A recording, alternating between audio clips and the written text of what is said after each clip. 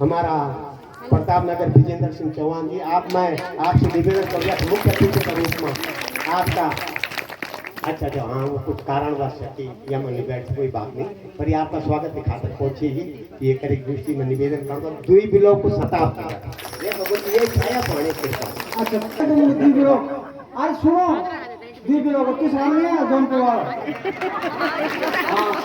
रहने वाले लोग ना ठीक है बांद्रा जी ये बंदर बंदर बंदर देखो तुम बोले ये एक बांद्रा अच्छा बुलोड़ो पंगा याची स्वयं कथा सोय धन्यवाद तो मतलब बोलना मैंने कहा आप कहीं जाना है तो गाड़ी वही छोटी भीतर पानी भीतर रवाना और एक नाव बिल्कुल नहीं है तुम किस में बैठोगे जो नहीं है तो राम के लिए 10 नाव सजी हुई है हीरे की मोती की मणियों की गुलाब के फूलों की कमल के फूलों की गेंदा के फूलों की अनमन भांति का कालीन बिछाई 10 नाव सजी एक नाव किनारे पर अजुड़न भानी जो 3 नाव को मालिक वो इतना गरीब सोनू चंद धोतर पटेल नहीं लगे सके नहीं पटेला फटा ठोके पेटी नहीं जाए मांगी और पेटी ठोकी और तीर लगाई थी नाव पर और जुड़न बानी और शर्मा गए तब यहाँ तो हीरे मोती की नाव खड़ी है मेरी नाव पे कैसे बैठेंगे राम समझदार है उसने अपनी नाव किनारे लगा दी मांगी नावना केवल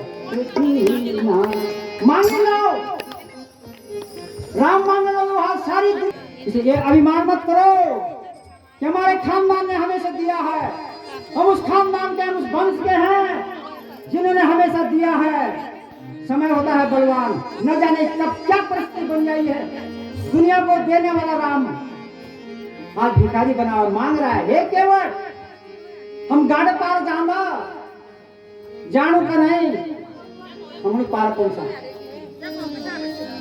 तू 10 गुस्सा चढ़ी कौन राम तू कहीं के जाए ऊपर अच्छा कहीं क्या नाम आ कितने तालियां बजाओ गजब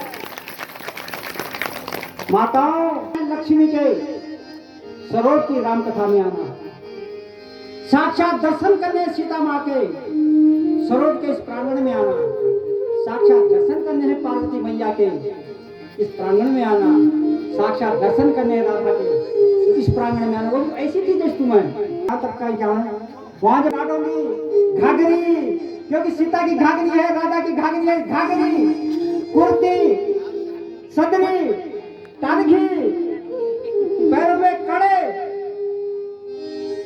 बिच्छू पाइजे हाथों पर रबड़ की चूड़ी और कांचे की चूड़ी भी आंगुली पर गुंठी गले में चंद्रहार माला कंठी गलसरी केमड़िया ये तो कुंडल तक लाभ भी हमारे लाभ भी ऊपर के कानों में 5 मुर्गे आगे बुलाक बाई तरफ 2.5 नथानी वाह कान में कहीं पार्वती के दर्शन हो रहे हैं सीता के दर्शन हो रहे हैं राधा के दर्शन हो रहे हैं इसलिए मैंने कहा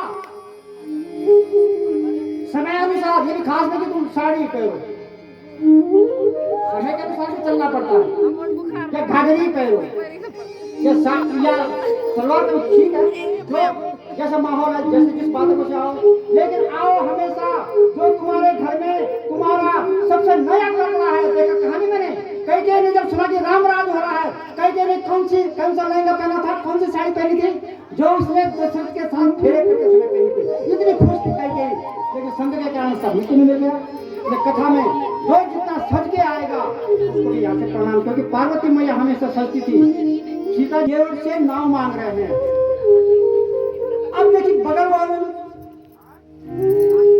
भक्त में कितनी शक्ति कितनी ताकत है हम तो राम को हाथ जोड़ जोड़ के थक गए लेकिन भक्त की शक्ति में हो उसी ने क्या करा हे राम तू अंधा हो गया तेरा आंख कट गया तुम भोजन करिए राम खातर केवट क्या कह रहा है? तू अंधा हो गया, तेरी आंख अंधी हो, नाव लगा क्यों? तू देख नहीं रहा या कैसी नाव सजी हुई है? वाह वाह वाह, सोने चांदी की नाव सजी हुई है। और ये टूटी फूटी यहाँ पे नाव है, तू इसको मांग रहा है? तेरी आंख अंधी है। अब तुम लक्ष्मण को छोड़ी। लक्ष्मण को गुस्सा आ गया। केवट, तुझे पता नहीं ये कौन है? दुनिया के चराचर स्वामी है। अरे पिता की आज्ञा के पालन के कारण वन में आ रखे हैं, तू इनको बनवास से तो अंधा कैसे बोल जा? राम ने कहा, ये लक्ष्मण गुस्सा न कर, जो बड़ा भाई का फर्ज होता है गुस्सा न कर, बुला आराम से। क्यों ये इन करो कि तू अंधा है। लक्ष्मण नाव दिले पोर दिखे ना, राम बोलना अरे भाई जी पोर दे, 10 नाव खड़ी है, सोने चांदी हीरे मोती से सजी हुई नाव है। राम देखे, राम बोल मैं दिखे नहीं तो वहां पे फिर स्थिति गड़बड़ा गई ना। तब राम ने कहा, हे नाव वालों, हे नाविकों, नाराज मत हो, वास्तव में मेरे को कोई नाव नहीं दिखाई दे रही है। मेरे लिए सोने की नाव भी उसी में दिखाई दे रही है, मेरे को चांदी भी उसी नाव में दिखाई दे रहा है, मेरे को हीरा भी उसी नाव में दिखाई दे रहा है जो किनारे खड़ी है, जिसके लिए तुम लोगों की टूटी हुई है, फूटी हुई है, कील बनी हुई। मुझे कील नहीं दिखाई दे रही है, मुझे रस्सी नहीं दिखाई दे रही है, मुझे फंडे नहीं दिखाई दे रहे हैं। मुझे उस नाव में सोना चांदी हीरा मोती मणि सब कुछ मुझे उस नाव में दिखाई दे रहा है। हुआ क्या उसमें है दिखाई दे रहा है? क्यों कि इनका सोना चांदी बाहर नाव में लगा रखा है, और जिसकी वो नाव है उनके मन में मेरे लिए जगह नहीं है, जिनकी नाव है, और जिसकी वो नाव है उसके हृदय में मेरे लिए जगह है। जिसकी वो नाव है मैं उस नाव में बैठूंगा, उससे मुझे हीरा मोती सब कुछ मुझे उसकी नाव में दिखाई दे रहा है। तब वो टूट गई।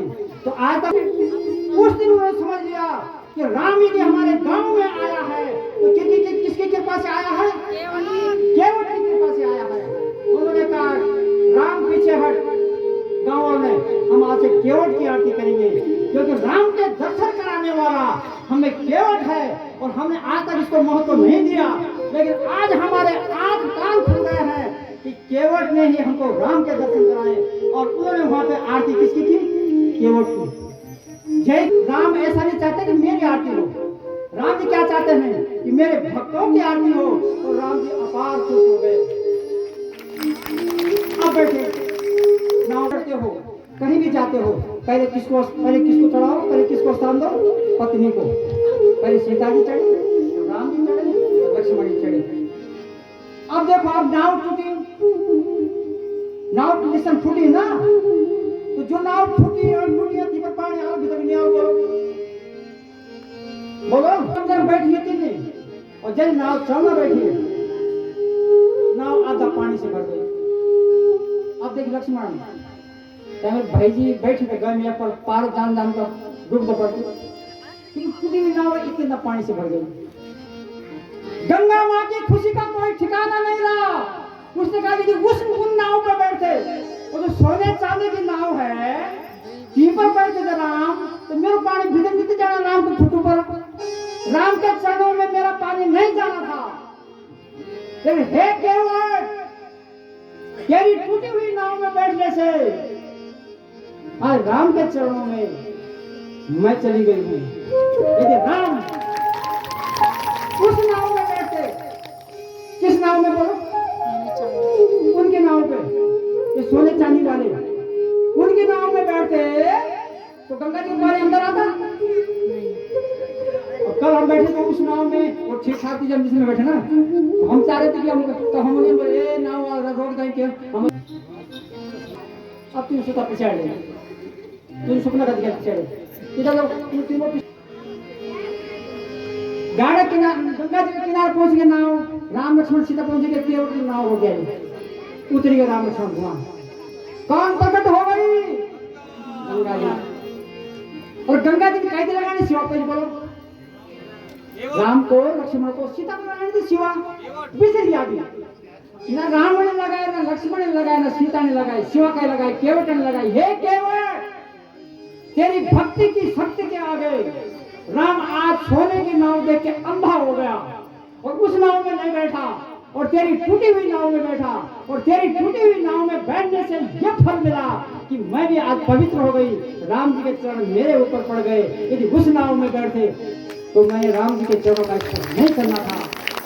तो वारे में आरती कही वही राम की चीजें कही आरती वही ये वट और पारे में आरती गंगा जी कही थी करनी राम जी गंगा की आरती करना ये वट ये ताकत है राम की भक्ति में।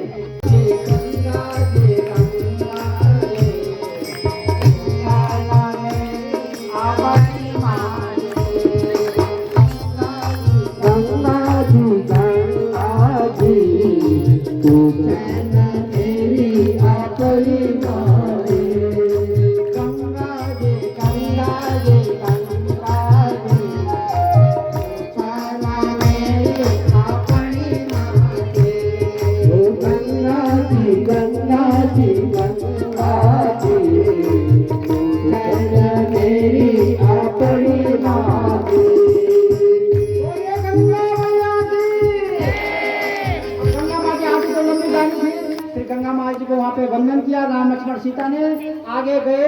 जिस काम के लिए राम जी आ रखे एक एक करके आगे जाते जाते उनको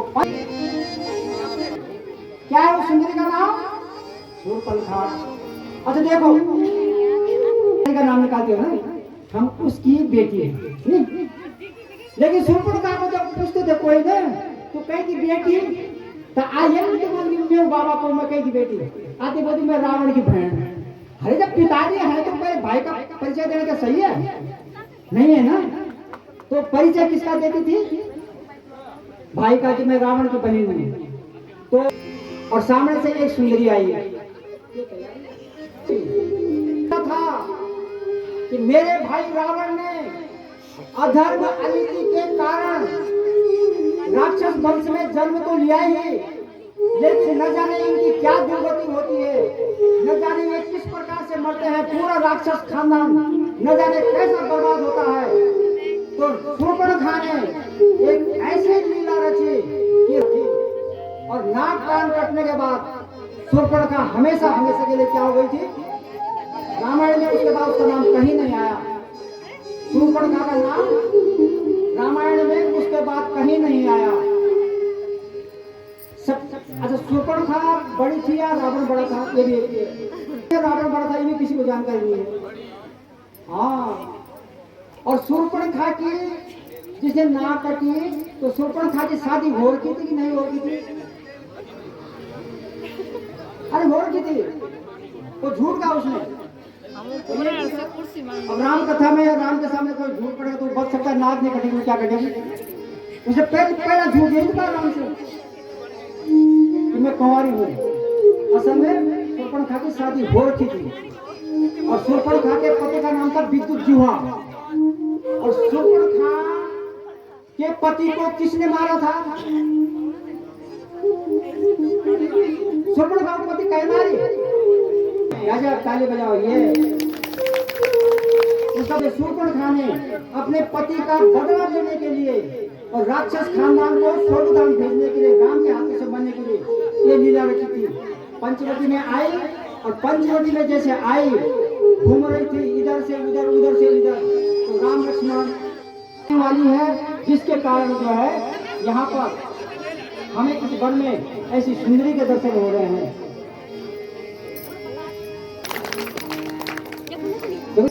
और ये भविष्य में भगवान चाहेगा कभी किसी समय पे यदि यहाँ पे थोड़ी दोबारा कथा होगी तो मुझे लगता है पूरे जितने रामायण के एक्टर सारे कलाकार इस गांव में मिल सकते हैं। कितना अच्छा अभिनय लोग करते हैं। शाम को आ जाते हैं कमरे में ब्यास जी हमने कल क्या बनना है। ये लोग राम लक्ष्मण पंचवटी में